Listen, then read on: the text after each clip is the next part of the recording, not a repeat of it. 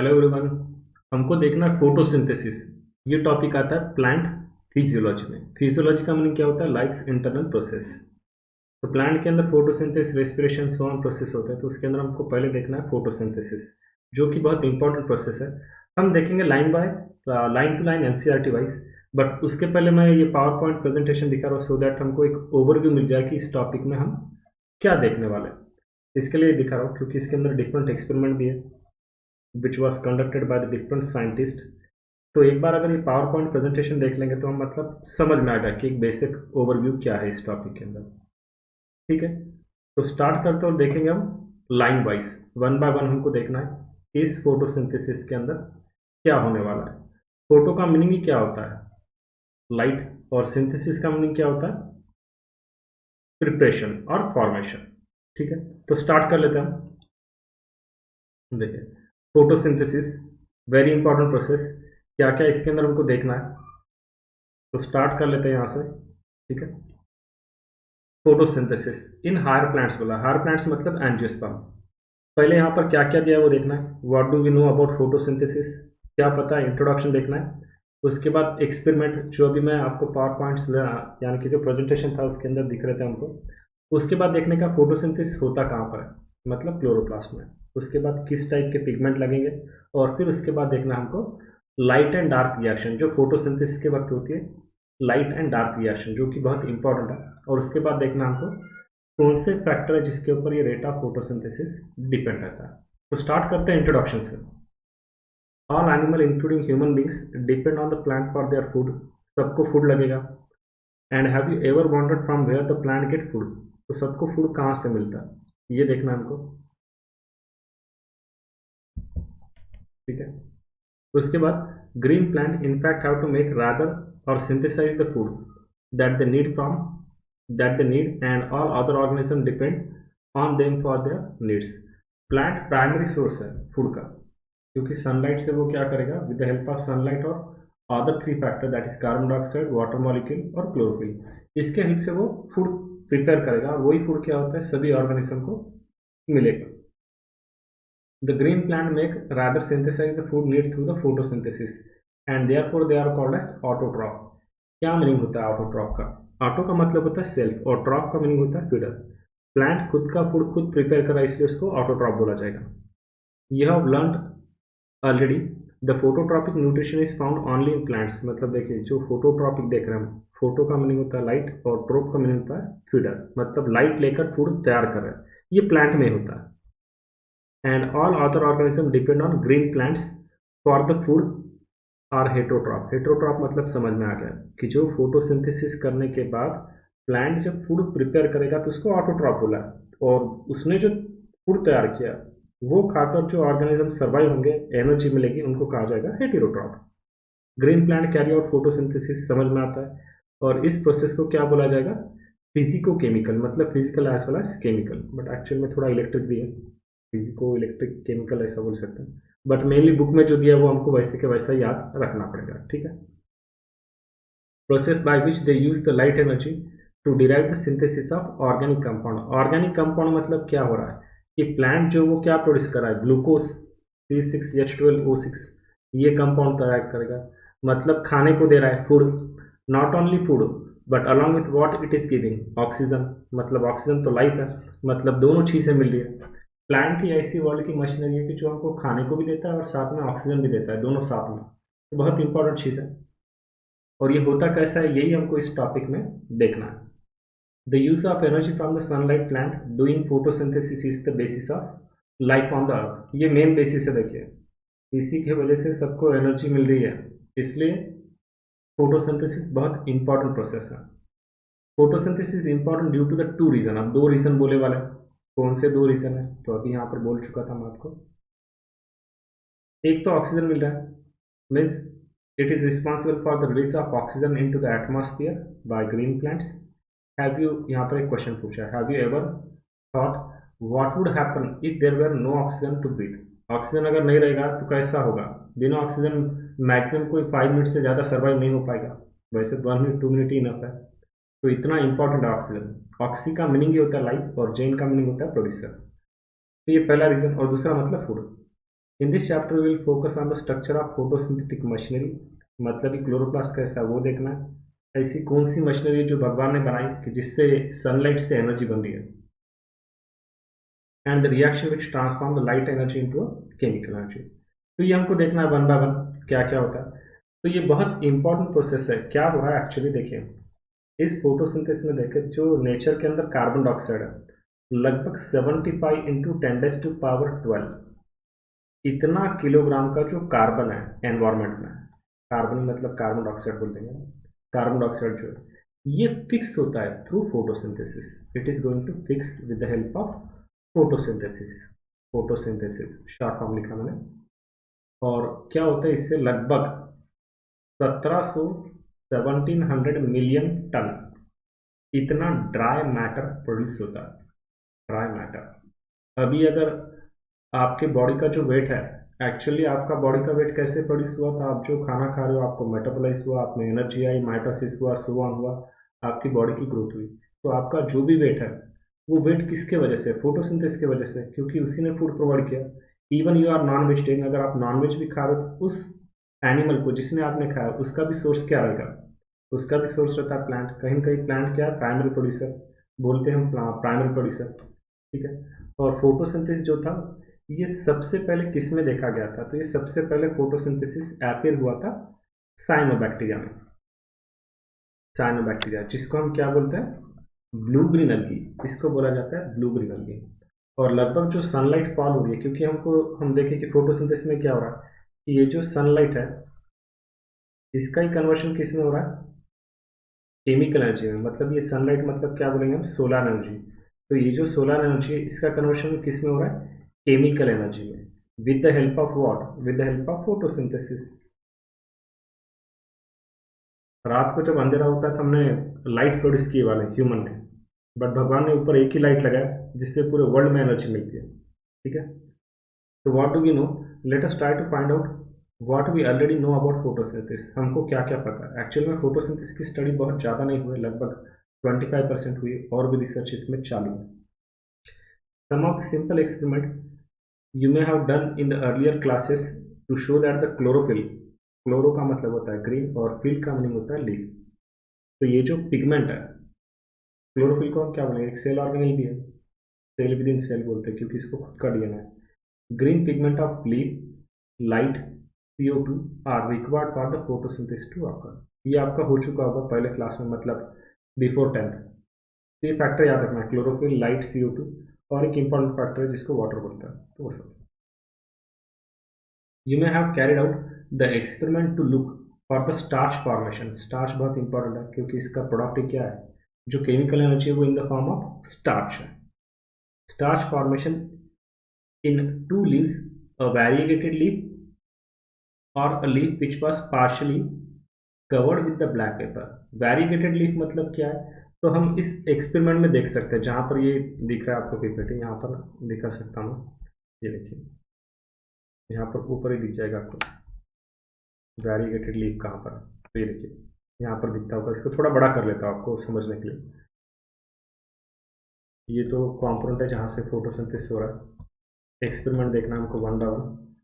इसके अंदर जो फर्स्ट एक्सपेरिमेंट दिया हुआ है वो एक्सपेरिमेंट है कि वैरीगेटेड लीफ मतलब क्या, जिस लीफ को कवर किया गया है, किससे कवर किया गया था, ब्लैक पेपर से। तो आपको दिखाई देता है, ये देखिए ये है वैरीगेटेड लीफ, ठीक है। ये yellow area, green area. Green area मतलब जहाँ पर फोटोसिंथेसिस हुआ है, येलो एरिया मतलब ये एक टाइप का हम क्या बोलेंगे जहाँ पर फोटोसिंथेसिस नहीं हो रहा है। सपोज ये लीफ पहले पूरी ग्रीन थी तो इसके ऊपर हमने ऐसा एक ब्लैक पेपर लगा दिया, तो क्या होगा, सनलाइट सभी पार्ट पर गिरेगी एक्सेप्ट ये जो पार्ट कवर्ड है, इसके नीचे का जो लीफ का सरफेस एरिया रहेगा उसके ऊपर सनलाइट फॉल नहीं होगी। तो सनलाइट फॉल नहीं होगी तो क्या होगा, फोटोसिंथेसिस नहीं होगा। फोटोसिंथेसिस नहीं हुआ तो क्या होगा, उसके अंदर स्टार्च प्रोड्यूस नहीं होगा, नो स्टार्च, ग्लूकोज प्रोड्यूस नहीं होगा। और हमारे पास एक टेस्ट कर कर देखते हैं हम कि जो आयोडीन होता है, आयोडीन अगर हम इस लीफ के ऊपर स्प्रेड करेंगे तो जहाँ पर फोटोसिंथेसिस हुआ वहाँ पर आयोडीन क्या करता है, ब्लू कलरेशन दिखाता है क्योंकि स्टार्च प्रोड्यूस हुआ। और जहाँ पर नहीं हुआ वहाँ पर क्या है, वहाँ पे कोई कलर नहीं दिखाएगा। तो मतलब ये चीज़ें हमको समझ में आ जाती है क्या होगा वहाँ पर, ठीक है। तो इसलिए ये एक्सपेरिमेंट याद रखना है कि यहाँ पर क्या हुआ। ठीक है, देखिए वैरीगेटेड लीफ मीन्स लीफ विदाउट, यानी कि क्लोरोप्लास्ट तब पर सनलाइट नहीं गिरी इसलिए वो, यानी कि उसके ऊपर फोटोसिंथेसिस नहीं हुआ। On testing the leaves for the presence of starch, it was clear that photosynthesis occurs in the green part of leaf in the presence of light।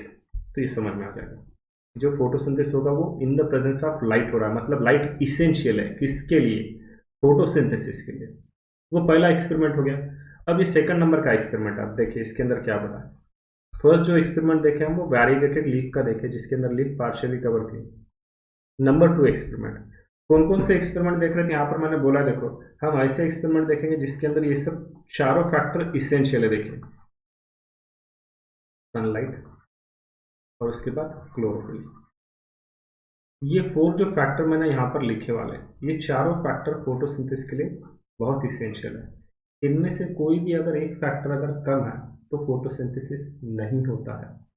इसको Blackman law of limiting factor भी बोलते हैं, क्योंकि photosynthesis 2 step reaction है जहाँ पर light और dark दोनों लगते हैं, तो सनलाइट इसेंशियल है।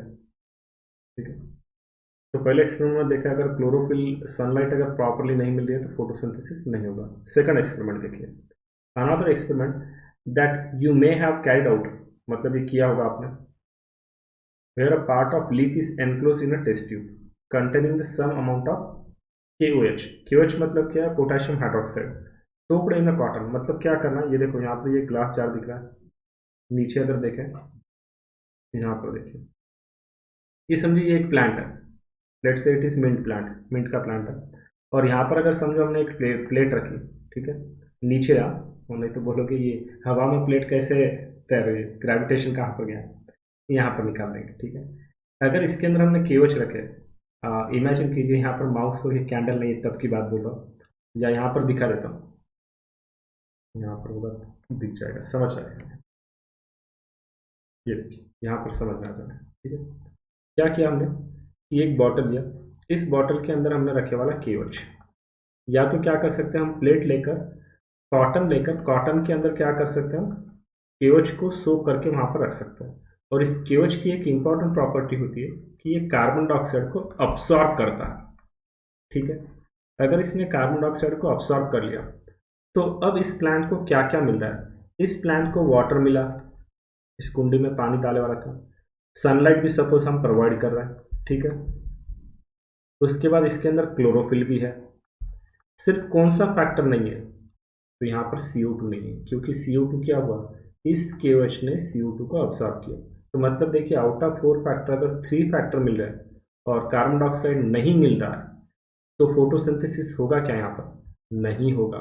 इसी को बोला जाता है हाफ लीफ एक्सपेरिमेंट। मीनिंग समझ में आया कि CO2 is also essential for photosynthesis. तो exposed part of leaf tested positive for the starch while the portion which was in the test tube is tested as negative. This shows that CO2 is required for photosynthesis। मतलब इससे समझ में आ रहा है कि हमको ये जो फोटोसिंथेसिस हो रहा है उसके लिए भी कार्बन डाइऑक्साइड इसेंशियल है। अगर कार्बन डाइऑक्साइड नहीं रहेगा तो फोटोसिंथेसिस नहीं होगा। ठीक है, यहाँ से ये समझ में आना। Can you explain how the conclusion can be drawn, कैसे कंक्लूजन ड्रॉन किया थी अभी मैं बता चुका आपको कि कैसे हम कंक्लूजन यहाँ पर ड्रॉन करते हैं। एक्सपेरिमेंट समझ में आ गया, बोलने आता है। ठीक है, उसके बाद देखिए आगे और एक्सपेरिमेंट है, क्योंकि यहाँ पर बहुत सारे साइंटिस्ट के नाम भी याद रखना और साथ में उन्होंने किया क्या वो भी याद रखना, याद हो जाएगा। फोकस रखिए और वीडियो होने के बाद एक बार पॉज करके रिकॉल करने का, याद हो जाता है। Next, it is interesting to learn about those simple experiments that led to a gradual development, gradual मतलब slowly, gradual development in understanding, in our understanding of photosynthesis। और बहुत सारे एक्सपेरिमेंट है इसके अंदर दिखाया गया कि क्या क्या होने वाला है। ठीक है, तो जोसेफ प्रिस्टली, इनका नाम याद रखिए, बहुत इंपॉर्टेंट नाम है ये, क्योंकि इनका नाम आता है डिस्कवरी ऑफ ऑक्सीजन। तो अराउंड ये इनका बर्थ और ये इनका डेथ, मतलब इनका एक लाइफ स्पैन दिया in 1770 perform a series of experiment, मतलब लाइन से ये एक्सपेरिमेंट करते गए which reveal that the essential role of air in the growth of green plant मतलब ग्रीन प्लांट के अंदर एयर क्या है, मतलब air in the growth of green plant, समझ में आता है। Essential role of air in the growth of plant मतलब गैसेस भी लगेंगे। Priestley you may recall discover oxygen in the 1774, ये अभी बोल चुका हूँ। इनका नाम याद रखना है क्योंकि इन्होंने ऑक्सीजन की डिस्कवरी की थी 1774 में। So what Priestley did? Priestley observed the candle burning in a closed space, a bell jar, soon get extinguished। अब फिगर देखो यहाँ पर बोला कि 13.1 देखिए, और ये सभी डायग्राम देखिए क्या दिख रहा है यहाँ पर, थोड़ा छोटा करके दिखाता हूँ मतलब समझ में आ जाएगा आपको। ये देखिए, अब ये जो आपको दिखाई दे रहा है इसके अंदर, ये 1, ये 2, ये 3 और 4, जिसको ABCD बोला गया है, ठीक है। तो यहाँ पर क्या दिख रहा है, ये माउस दिख रहा है और ये कैंडल दिख रही है हमको। तो अब ये माउस और कैंडल, माउस जब रेस्पिरेशन करेगा तब ये CO2 प्रोड्यूस कर रहा है, और ये कैंडल जब बर्न हो रही है तब भी क्या होगा, यहाँ पर CO2 प्रोड्यूस होगा या गैसेस प्रोड्यूस होगा।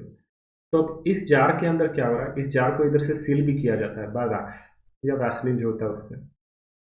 तो यहाँ पर ओनली CO2 प्रोड्यूस हो रहा है, तो CO2 की वजह से क्या होगा, CO2 हमको पता है कि ये क्या करता है, इस कैंडल को एक्सटिंग्विश कर देगा, मतलब बंद कर देगा, क्योंकि CO2 क्या करता है, फायर को एक्सटिंग्विश करता है। फायर एक्सटिंग्विशर में कार्बन डाइऑक्साइड को यूज करता है, और ऑक्सीजन जब कम हो जाएगा, ओनली CO2 ज़्यादा है, तो ये माइस जो है ये भी डेड हो जाएगा, मतलब माइस भी मर गया, डेड हो गया ये, साथ में कैंडल भी है वो भी एक्सटिंग्विश हो गई। तो पहले एक्सपेरिमेंट में हमको समझ में आ रहा है यहाँ पर क्या हुआ और क्यों हुआ। दूसरे एक्सपेरिमेंट में देखिए, ये अगर ये फर्स्ट बोल रहे हैं, ये सेकंड देखिए, सेकंड के अंदर क्या फेनोमेना हुआ। अब हमने क्या किया कि यहाँ पर ये जो दिख रहा है, यानी कि माउस और कैंडल, इनके बीच में हमने लगा दिया प्लांट। अब प्लांट बहुत इसेंशियल है। प्लांट क्या कर रहा है कि जो CO2 प्रोड्यूस हो रहा है इन दोनों की वजह से, वो CO2 कौन ले लेगा, प्लांट। बदले में क्या प्रोड्यूस करेगा, ऑक्सीजन, और ऑक्सीजन बर्निंग के लिए भी इसेंशियल है, लाइफ के लिए भी इसेंशियल है। यहाँ से हमको एक बहुत इंपॉर्टेंट पॉइंट समझ में आता है, जो गैस हमारे लाइफ के लिए इसेंशियल है वही गैस बर्निंग के लिए इसेंशियल है। बचपन में आपने एक एक्सपेरिमेंट किया होगा, कोई कैंडल अगर जल रही है तो उसके ऊपर आपका जो स्टील का ग्लास है वो उल्टा रख दीजिए, वो जो कैंडल है वो जलना बंद हो जाएगी, है ना। तो ऐसा होगा। तो ये याद रखना कि इतना ऑक्सीजन इंपॉर्टेंट है। ठीक है, नेक्स्ट देखिए आगे का, और क्या कंक्लूजन मिलता है कि हमको समझ में आएगा। अब इसको बड़ा करता हूँ, अब देखिएगा clear. Similarly a mouse would soon suffocate. Suffocate का मतलब समझ में आ रहा है, सफोकेट होना मतलब गुदमर नहीं, मतलब उसको ब्रीदिंग जो होगा वो प्रॉपर नहीं होगा। In a close space he concluded that burning candle और an animal that breathe in the air both somehow damage the air. मतलब देखो, जो ऑर्गेनिज्म ब्रीदिंग कर रहा है, हम भी देखो ऑक्सीजन ले रहे हैं, CO2 रिलीज कर रहा है। कोई चीज़ को जला रहे तब क्या कर रहा है, उन्हें भी ऑक्सीजन ले रहा है और CO2 रिलीज कर रहा है। तो दोनों भी जो थिंग है, प्लांट, ये जो mouse as well as candle, ये दोनों एयर को क्या कर रहा है, इन शॉर्ट इम्प्योर कर रहा है bye releasing CO2। But impure कर रहा है इसका मतलब ये नहीं कि ये एयर इम्प्योर कर रहा है, इनको मार देना चाहिए, ऐसा करना चाहिए। इम्प्योर हुआ तभी तो प्लांट ने ऑक्सीजन प्रोड्यूस किया, क्योंकि CO2 नहीं रहता प्लांट ग्लूकोज कैसे तैयार करता है। एनवायरमेंट में CO2 भी जरूरी है, CO2 का लेवल नॉर्मल से ज़्यादा हो गया तभी वो पोल्यूटेंट का काम करता है, otherwise carbon dioxide is essential for photosynthesis. He concluded that burning candle or an animal that breathe in the air somehow damaged the air। एक एक्सपेरिमेंट है ना, आपको डीफोलिक एयर और सो ऑन, केमिस्ट्री में देख लेना वहाँ पर। But when placed a mint plant, अब बीच में यहाँ पर क्या रखा गया, मिंट प्लांट। मिंट प्लांट रखने की वजह से यहाँ पर क्या हुआ, मिरेकल हुआ, जादू हुई, बहुत इंपॉर्टेंट प्रोसेस हुई जिसकी वजह से हम जिंदा है। In same bell jar, he found that the mouse stayed alive and candle continued to burn। Candle burn होते जा रही है। तो प्रिस्टली हाइपोथेसाइज, मतलब प्रिस्टली को जो लगा वो उन्होंने बोला, फिर हाइपोथेसिस है, हाइपोथेसिस मतलब ऐसा हुआ वैसा हुआ बोला गया। Plant restore to air whatever breathing animal and burning candles remove. ये हो गया। Can you imagine how Priestley would have conducted experiment using a candle and plant. ये समझ में आ रहा है। Remember he would need to rekindle. Rekindle का मतलब होता है वापस जलना, वापस से एक बार जलना, इसको बोलते हैं। मतलब जो बंद हो गया तो वापस जलना, उसको रिकिंडल बोलते हैं। आग फिर से जलना, इसको कहा जाता है rekindle. The candle to test whether it burn after a few days. How many different ways can you think of to light the candle without disturbing the setup? तो मतलब और आप क्या सोच सकते हैं इस एक्सपेरिमेंट के बारे में, वो आपको बोलना है, मतलब समझ में आ जाता है कि how many different ways can you think of to light the candle without disturbing the setup. इस सेटअप को बिना डिस्टर्ब किए और कौन से वे कि जिससे लाइट कंटिन्यूसली यानी कि वो ऑन रहनी चाहिए. तो ऑक्सीजन तो लगेगा ही, ऑक्सीजन के बिना बर्निंग नहीं होता. आपको 10th में प्रोसेस आएगा रोस्टिंग एंड कैल्सिनेशन, मतलब in excess supply of oxygen किसी चीज़ को बर्न किया जाता है और कहाँ पर लिमिटेड सप्लाई. अगर बिना ऑक्सीजन के किसी चीज़ को हम बर्न कर रहे हैं या हीट दे रहे हैं, उसका टेम्परेचर बढ़ा रहे हैं, तो उसको पायरोलिसिस बोला जाता है. Using similar setup as the one use by Priestley but by placing it once in a dark and once in a sunlight. अब देखिए यहाँ पर एक्सपेरिमेंट में चेंज बोला, एक बार इसको डार्क में रखिए मतलब जब उसको लाइट नहीं मिल रही, और एक बार सनलाइट में रखिए जब उसको सनलाइट मिल रहा है. तो हमको पता है क्या इफेक्ट होगा इसका. ठीक है, अब यहाँ पर और थर्ड एक्सपेरिमेंट आ रहा है और साइंटिस्ट का नाम है जॉन इंजेसहाउस. इंजेसहाउस इन्होंने क्या बोला कि सनलाइट इज इसेंशियल. ये पॉइंट इंपॉर्टेंट है. क्या बोला इन्होंने कि फोटोसिंथेसिस के लिए सनलाइट इसेंशियल है.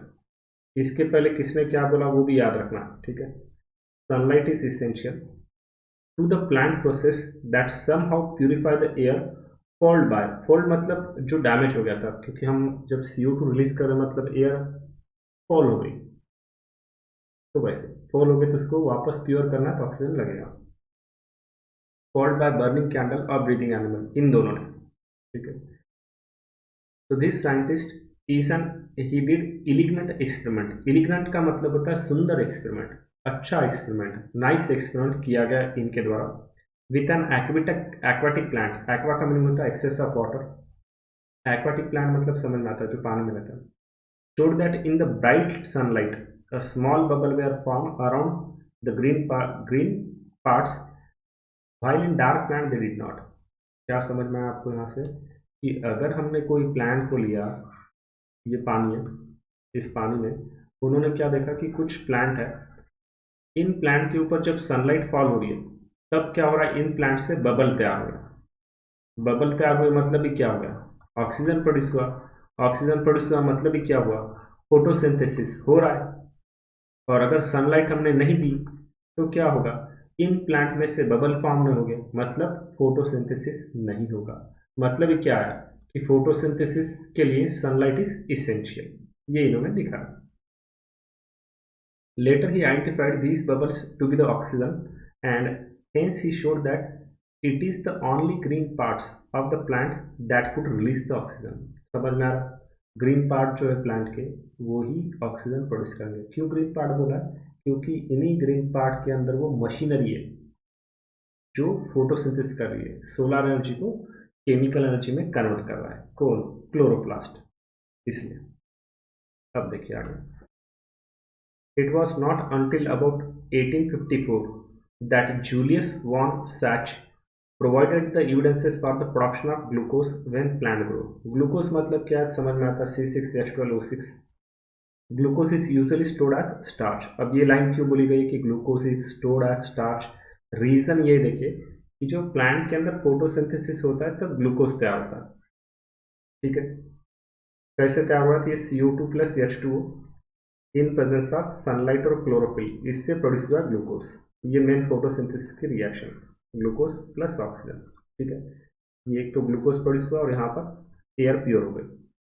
तो जो ग्लूकोज प्लांट के अंदर प्रोड्यूस हुआ फोटोसिंथेसिस से, वो अगर प्लांट के अंदर स्टोर होते गया तो उसका ऑस्मियोटिक प्रेशर बढ़ जाएगा, जो कि प्लांट के लिए थोड़ा मुश्किल जाता है. इसलिए ये ग्लूकोज क्या होता है, कन्वर्ट हो जाएगा किसमें, स्टार्च में. ये रीजन है, इस लाइन का मीनिंग ये होता है. अब देखिए आगे. His later studies showed that the green substance in the plant, chlorophyll as we know it now, is located in the special bodies. कहाँ पर रहता है ये green part? So he called them as chloroplast within plant cell. Plant cell के अंदर हमको chloroplast दिखाई देगा. That green parts in the plant where the glucose is made, यहाँ पर ये chloroplast रहता है. And the glucose usually stored as starch, ये बोल चुके हैं.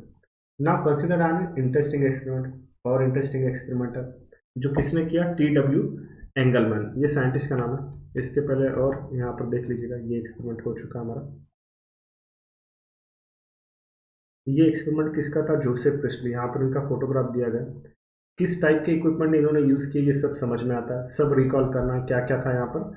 ये ABCD नाम दिया गया था, तो इसमें क्या हुआ समझ में आता हमको। और C और D में क्या हुआ, यहाँ पर प्लांट था, कौन सा प्लांट, मिंट का प्लांट, जिसमें क्या किया, CO2 लिया और O2 प्रोड्यूस किया, जिसके वजह से क्या हो रहा है, ये माउस सर्वाइव होगा और कैंडल भी क्या होती है, इट विल बर्न, मतलब एनलाइट, लाइटिंग उसका चालू रहेगा। उसके बाद हमने किसका नाम देखा, जैन ईचन हाउस। इसके बारे में इन्होंने क्या किया था, इन साइंटिस्ट ने क्या किया, इनका वर्क देखा गया। ठीक है, अब देखिए आगे। यहाँ पर साइंटिस्ट और उनके रोल याद रखने के। ठीक है, देखिए अब हमको देखना अबाउट TW एंगलमैन। इन 1843 1909 ये इनका लाइफ स्पैन, मतलब कब बर्थ और डेथ हुई थी वो बोला गया। यूजिंग अ प्रिज्म, प्रिज्म आपने देखा होगा, देखो आपको 10th में आता है प्रिज्म, कि जिसके अंदर से सनलाइट पास की, जो कि व्हाइट कलर की दिख रही है सपोज अपने को, तो वैसे दिखेगा। और उसको जब प्रिज्म में से पास किया क्या होता है उसका, हमको 7 डिफरेंट कलर दिखेंगे। That light split into a spectral component, उसको स्पेक्ट्रम बोलते हैं, spectral component, then illuminated on a green algae, Cladophora. He placed a suspension of aerobic bacteria, and bacteria were used to detect the site of O2 evolution. Bacteria को देखा जाएगा कि वो कहाँ से ऑक्सीजन रिलीज हो रहा है। He observed that bacteria accumulated mainly in the region of blue and red light of the split spectrum. तो मतलब ये क्या हुआ देखो, अब एक्सपेरिमेंट कैसा है, यहाँ पर सेटअप दिख रहा है कि इन्होंने क्या किया, क्या किया, ये जो पानी है, मतलब यहाँ पर एक्वाटिक मीडियम है। ठीक है, ये हो गया, इसके अंदर रखा गया अलगी को। इस अलगी का नाम क्या है, ये हमको पता है, क्लैडोफोरा। ठीक है, और इसके ऊपर क्या किया गया, वो सभी चीज़ें प्रोवाइड की जो फोटोसिंथेसिस के लिए लगेगी, मतलब सनलाइट है, क्लोरोफिल तो है इनके अंदर क्योंकि ग्रीन अलगी है, उसके बाद वाटर तो बहुत है क्योंकि एक्वाटिक है, उसके बाद इसके अंदर कार्बन डाइऑक्साइड भी प्रोवाइड किया है। ठीक है, अब ये प्रोवाइड करने के बाद क्या होगा, हमको यहाँ पर बबल दिखाई दे रहे हैं। इधर देखिएगा इस डायग्राम के अंदर, ये जो फोटो है, इस फोटो के अंदर देखिए आपको ऑक्सीजन दिख रहा है। तो साइट ऑफ ऑक्सीजन इवोल्यूशन, कहाँ से ऑक्सीजन इवॉल्व हुआ, तो बहुत सिंपल है, जहाँ पे क्लोरोप्लास्ट है, जहाँ पे फोटोसिंथेसिस हुआ, वहीं पर क्या होगा, ऑक्सीजन इवॉल्व होगा, और बैक्टीरिया वहीं पर कॉन्सेंट्रेट हो गए। कौन से बैक्टीरिया, तो एरोबिक बैक्टीरिया। क्या क्या यूज किया गया ये याद रखें, एरोबिक बैक्टीरिया थे, उसके बाद कौन सी अलगी यूज की गई, क्लैडोफोरा यूज किया गया। मीडियम कैसा था, तो एक्वाटिक मीडियम था, एक्वाटिक मीडियम। ठीक है, इसके अंदर क्या देखा गया इस एक्वाटिक मीडियम में, कि जब ये एरोबिक बैक्टीरिया कहाँ पर कॉन्सेंट्रेट होंगे, ऐसे पार्ट पे, ऐसे साइड पे जहाँ से ऑक्सीजन इवॉल्व हुआ, तो ये चीज़ हमको समझ में आती है कि यहाँ पर क्या हुआ होगा। ठीक है, देखिए इनके कंक्लूजन ना, detect site of O2 evolution, ये हो गया। फर्स्ट एक्शन स्पेक्ट्रम, मतलब उसके ऊपर जो लाइट इसके ऊपर भेजी गई, मतलब कैसा लाइट थी ये समझ में आ गया। ये जो अलगी थी इसके ऊपर क्या किया गया, ये जो UV लाइट है, यहाँ पर यूज किया गया प्रिज्म, ये है प्रिज्म, प्रिज्म। और जब इसके ऊपर ये लाइट स्प्रेड की गई तो इधर क्या होगा, इधर स्पेक्ट्रम प्रोड्यूस होगा। कौन सा स्पेक्ट्रम, ये विबजॉर।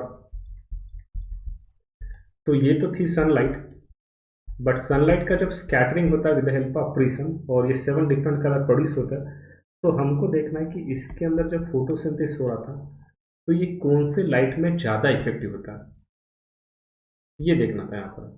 ठीक है, तो यहाँ पर क्या हुआ, ये यहाँ पर बोला गया, जो हम यहाँ पर देख चुके हैं।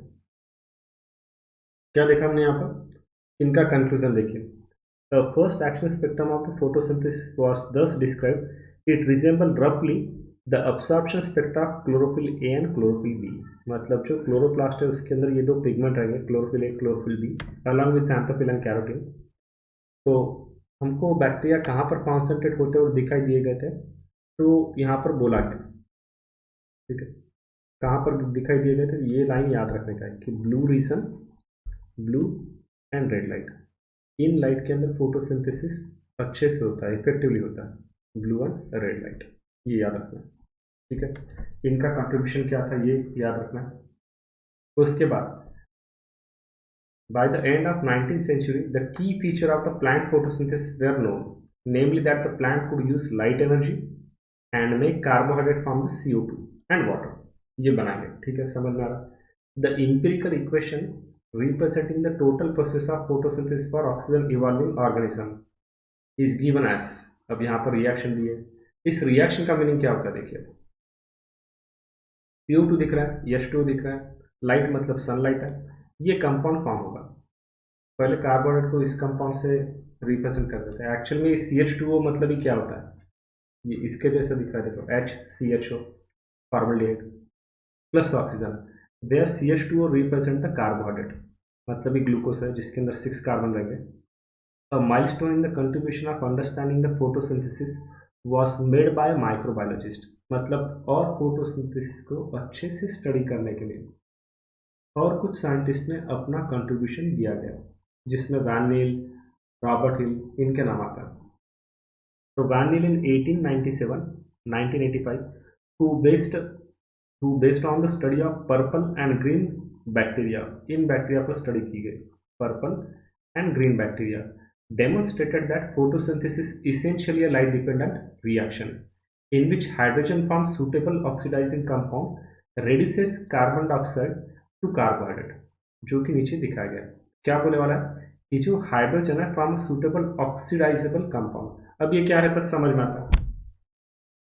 ऑक्सीडेशन किसको बोलते हैं, एडिशन ऑफ ऑक्सीजन या रिमूवल ऑफ ऑक्सीजन, इसको बोलते हैं ऑक्सीडेशन। और रिडक्शन उसके अपोजिट, मतलब क्या बोलते हैं रिडक्शन में, एडिशन ऑफ हाइड्रोजन और एडिशन ऑफ इलेक्ट्रॉन, इसको बोलते हैं हम रिडक्शन। तो फिर हमको ऑक्सीडाइजेबल एजेंट ये वो सब समझ में आता है कि रिड्यूसिंग एजेंट और ऑक्सीडाइजेबल एजेंट कौन से रहेंगे। तो यहाँ पे किस कार्बन डाइऑक्साइड जो रिड्यूस किस में हो रहा है, ग्लूकोज में, क्योंकि रिएक्शन अभी मैं बोल चुका आपको क्या होता है इन रिएक्शन में, कार्बन डाइऑक्साइड से ग्लूकोज प्रोड्यूस होता है, ये तो देखा ना, CO2 से क्या प्रोड्यूस हो रहा है, ग्लूकोज, पर किसके प्रेजेंस में, with the help of water in presence of sunlight and chlorophyll. तो ये रिएक्शन होने वाले, ये वह नीचे का चालू था, देखिए यहाँ पर ये रिएक्शन दिखा रहा है, this is the very important reaction photosynthesis में। अब यहाँ पर ये रिएक्शन है जो कि इनऑर्गेनिक वर्ल्ड को ऑर्गेनिक वर्ल्ड से कनेक्ट करेंगे।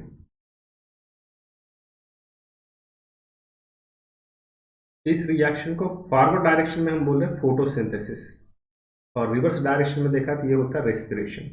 ठीक है, तो वेयर ग्लूकोज रिप्रेजेंट, मतलब ये जो C6H12O6 फॉर्म हुआ, ये रहेगा ग्लूकोज, वाटर मॉलिक्यूल और ऑक्सीजन प्रोड्यूस होगा, कहाँ से, with help of carbon dioxide and water molecule in presence of, किसके प्रेजेंस में, तो किसके प्रेजेंस में हम ये देख चुके हैं, in presence of sunlight, sunlight के प्रेजेंस में हो रहा है ये सब। ठीक है, the O2 release is from water. अब देखो यहाँ पर एक क्वेश्चन था, क्वेश्चन ये है कि यहाँ से जो ये ऑक्सीजन जो रिलीज हुआ ये 6O2 जो ऑक्सीजन दिख रहा है हमको, ये O2, ये O2 कहाँ से रिलीज हुआ, क्योंकि इस कार्बन डाइऑक्साइड में भी ऑक्सीजन है, वाटर मॉलिक्यूल में भी ऑक्सीजन है, तो ये जो ऑक्सीजन आया वो आया कहाँ से, तो यहाँ पर क्या बोला गया है, O2 is release from water, this was proved by using radio isotope technique. अब रेडियो आइसोटोप टेक्निक मतलब ही क्या हो गया, तो ये जो रिएक्शन दिख रही है हमको, जहां पर हमने क्या देखा कि 6CO2 प्लस वाटर मॉलिक्यूल, इससे क्या प्रोड्यूस हुआ, तो रिएक्शन तो समझ में आ गया, C6H12O6, हाइड्रोजन 12 है मतलब इधर 6 कर लो, फिर बाद में रिएक्शन बैलेंस करने के इधर गया वो पॉइंटर, इधर, फिर बाद में वाटर मॉलिक्यूल और O2, और वाटर मॉलिक्यूल आगे अगर इसको 6 टाइम किए, तो मेरे को यहाँ पर अगर 6 किए, एक मिनट, मुझे पॉइंटर में दिखाई दे रहा था इसलिए, ये 6 टाइम वाटर मॉलिक्यूल, ठीक है, इधर ये, तो फिर अब इधर कितना करना पड़ेगा 12, क्योंकि रिएक्शन को बैलेंस करना है, मतलब समझ में आ जाता है। ठीक है, तो मतलब ये क्या हो रहा है, 6CO2 12 टाइम्स वाटर मॉलिक्यूल, किसके प्रेजेंस में, in presence of sunlight and chlorophyll, इससे क्या प्रोड्यूस हुआ, ये glucose C6H12O6 plus 6 times water molecule plus oxygen.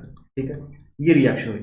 अब क्या किया हमने, समझो यहाँ पर अगर हमने ये रेडियो आइसोटोप लिए O18 का, तो अब क्या होता है कि ये जो O18 है, यहाँ पर O18 नहीं आया। रेडियो आइसोटोप मतलब क्या होता है, ऑक्सीजन का एटॉमिक नंबर देखो 8 है, एटॉमिक मास नंबर 16 है। रेडियो आइसोटोप मतलब क्या करते हैं, O18 को यूज करते हैं, मतलब जिसके अंदर हम देखते हैं कि एटॉमिक मास नंबर डिफरेंट है, एटॉमिक नंबर सेम है, इसको बोलते हैं आइसोटोप। यहाँ पर बोलेंगे रेडियो आइसोटोप।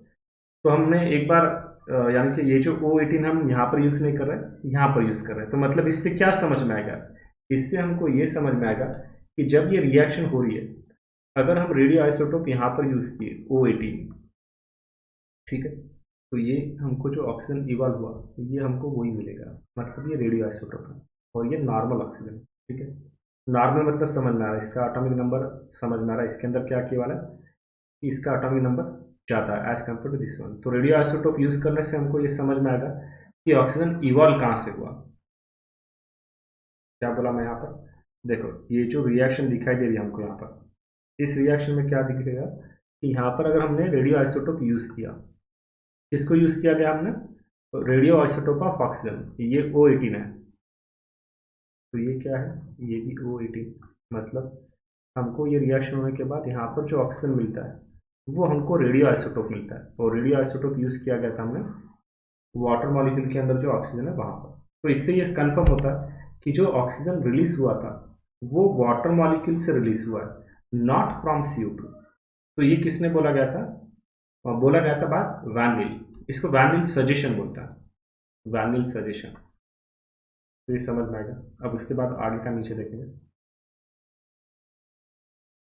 रिएक्शन। अब रिएक्शन दिखने को तो हमको इसी दिख रही, देखिए कि मतलब कार्बन डाइऑक्साइड और वाटर मॉलिक्यूल इनसे ये तैयार हुआ, बट एक्चुअल में यही रिएक्शन हमको देखना है, इसके अंदर लाइट रिएक्शन और डार्क रिएक्शन। अब ये डेप्थ में देखना है, सिर्फ हम अभी तक कहाँ तक देख रहे हैं कि साइंटिस्ट के रोल क्या है, कौन सा कॉम्पोनेंट इसेंशियल है फोटोसिंथेसिस के लिए, ये हम देख चुके हैं reaction. But description is a multi step process, वही बोल रहा हूँ कि कार्बन डाइऑक्साइड और वाटर से जो ग्लूकोज प्रोड्यूस हो रहा है in presence of sunlight and chlorophyll, इसके अंदर स्टेप जो है वो मल्टी स्टेप है, क्योंकि लाइट रिएक्शन डार्क रिएक्शन दोनों देखना हमको, इसी को फोटोसिंथेसिस बोलता है।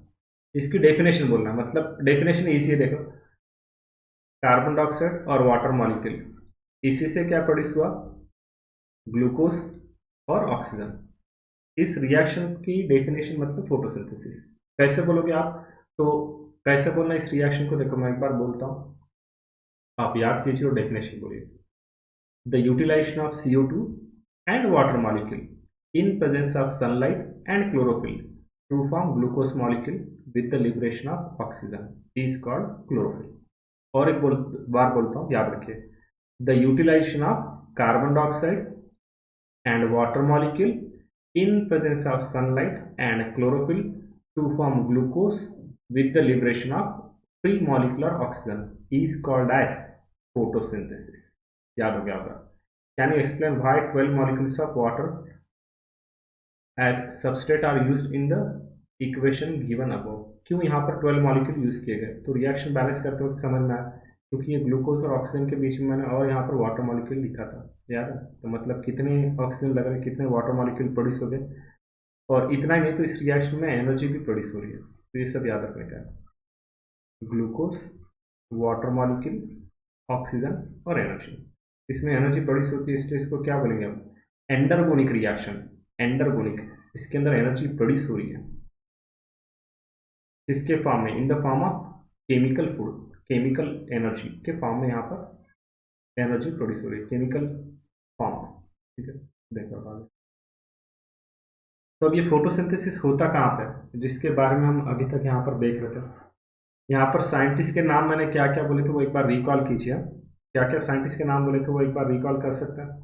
मैं यहाँ पर नाम बोलता हूँ, उससे देखो आपको क्या क्या याद आता है वो आप याद रखिए। क्या क्या बोले थे हम यहाँ पर, एक तो जोसेफ प्रिस्टली, इनका नाम आया था, T.W. एंगलमैन, इनका नाम आया था, T.W. एंगलमैन।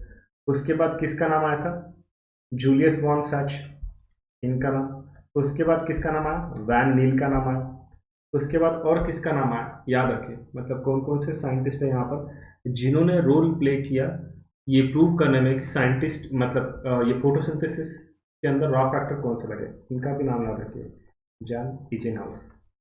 ठीक है। तो इन साइंटिस्ट के कंट्रीब्यूशन याद रखें। बिसाइड इनके बहुत सारे साइंटिस्ट हैं जिनके यहाँ नाम आएंगे, जैसे मैलविन कैलन आएगा, डार्क रिएक्शन है, ब्लैकमन इनका भी नाम आता है, रॉबर्ट हिल जिन्होंने बताया कि presence of light, water, suitable hydrogen acceptor, Hill oxidant, मतलब हील ऑक्सीडेंट मतलब ये फेरिक साइनाइड, बेंजोक्विनोन, ये सब हमको आगे आने वाला है। एनएडीपी ये नेचुरल हाइड्रोजन एक्सेप्टर होता है। कौन कौन? हील ऑक्सीडेंट मतलब फेरिक साइनाइड, बेंजोक्विनोन, एनएडीपी ये नेचुरल हाइड्रोजन एक्सेप्टर होता है। तो यहाँ पर एक बार साइंटिस्ट के नेम रिकॉल करना और उन्होंने क्या किया वो रिकॉल करना है। अभी अगर रिपीट बोलूंगा टाइम ज़्यादा जाएगा, इसलिए आगे का देखते हैं। कंसिस्टेंटली देखिए, ज़्यादा स्टडी करते जाइएगा, पूरा अच्छे से ध्यान रखिएगा। आप जितना हार्ड वर्क करोगे, जितना फोकस रखोगे, जितना कंसिस्टेंट करोगे, उतना ही आपके अंदर आपकी कैपेसिटी बढ़ती जाएगी, जो कि बहुत इंपॉर्टेंट है। देखिए, where does photosynthesis takes place? ऐसी कौन सी मशीनरी है जहाँ पर फोटोसिंथेसिस हो रहा है?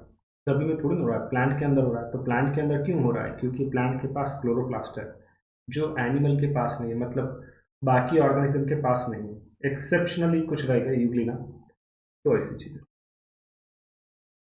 तो आपको पता है कि क्यों फोटोसिंथेसिस हो रहा है? क्योंकि लीफ ग्रीन है। क्यों ग्रीन है? क्योंकि क्लोरोप्लास्ट तो इसके अंदर पिगमेंट है, वो सब कलर एब्जॉर्ब करते हैं, ग्रीन कलर रिफ्लेक्ट करते हैं, इसलिए ग्रीन दिखते हैं। You are definitely right. Photosynthesis does takes place in the green leaf of the plant, but it does so in other green parts of the plant। मतलब देखिए, ऐसा नहीं कि ओनली लीफ के अंदर ही फोटोसिंथेसिस हो रहा है। प्लांट का जो भी पार्ट ग्रीन रहेगा, जैसे स्टेम ग्रीन रह सकता है। अब मैंगो देखते हो तो मैंगो, रॉ मैंगो जो रहता है वो, रॉ मैंगो मतलब कैरी, वो ग्रीन कलर की रहती है। मैच्योर होने के बाद उसका कलर कौन सा आता है? येलो।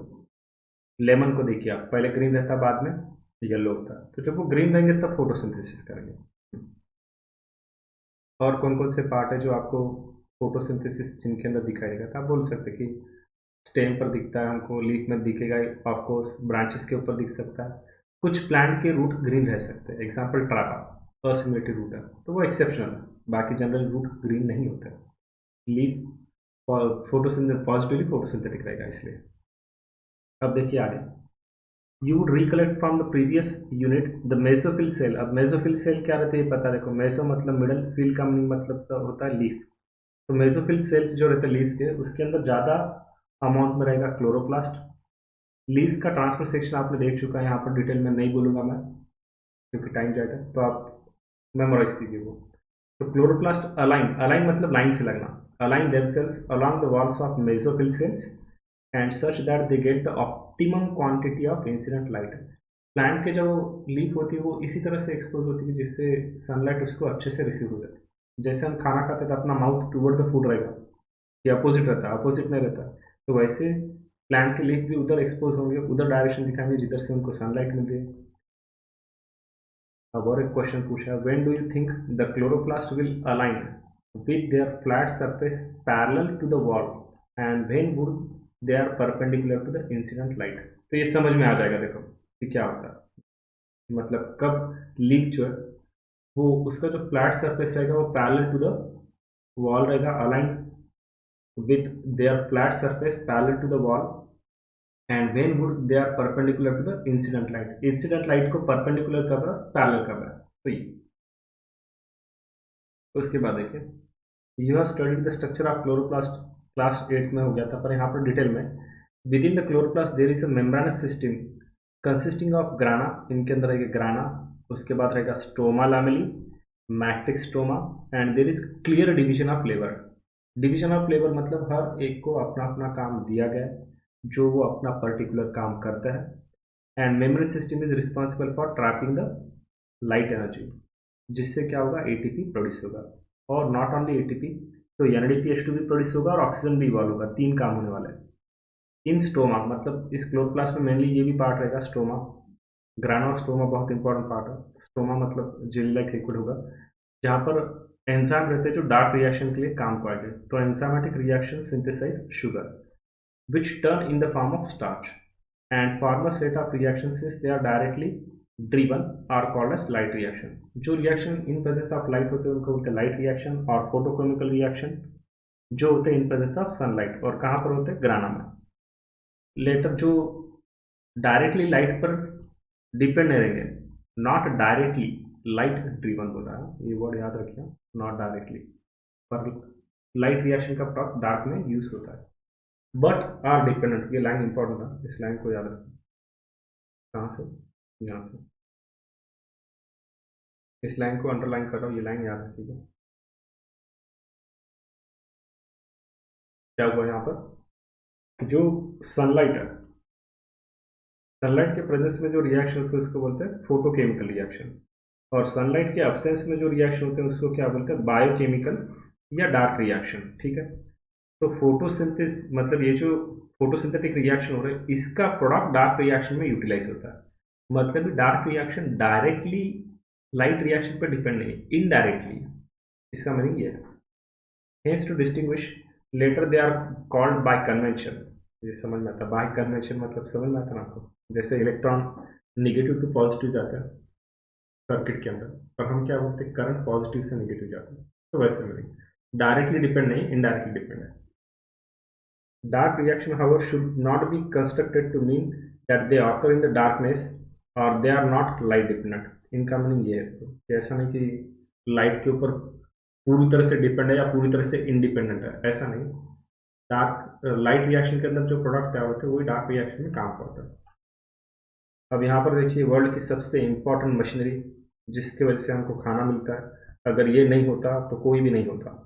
इस अर्थ के ऊपर जितना भी लिविंग ऑर्गेनिज्म का मास दिख रहा है उन सभी का मास इस यूनिट के वजह से, इस ऑर्गेनेल की वजह से।